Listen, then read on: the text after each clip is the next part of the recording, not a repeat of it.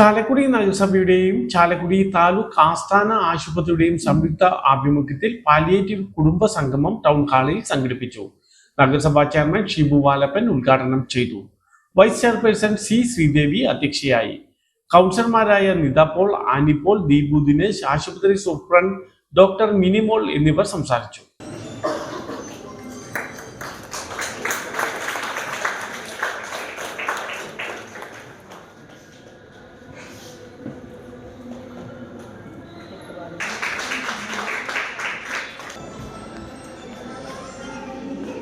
നമ്മുടെ ചാലക്കുടി താലൂക്ക് ആസ്ഥാന ഹോസ്പിറ്റലും വളരെ മികച്ച രീതിയിൽ ഒരുപക്ഷെ നടത്തുന്ന നിരവധിയായിട്ടുള്ള പ്രവർത്തനങ്ങളിൽ ഏറ്റവും മഹത്തരമാണ് എന്ന് നമുക്ക് എല്ലാവർക്കും അറിയാൻ കഴിയുന്ന അതിൻ്റെ നന്മയും ഗുണവും ഒക്കെ ഒരുപാട് മനുഷ്യർക്ക് ലഭ്യമാകുന്ന ഒരു പദ്ധതിയുടെ ഭാഗമായാണ് ഇന്ന് ഈ സ്നേഹസംഗമം ഇവിടെ നടക്കുന്നത്.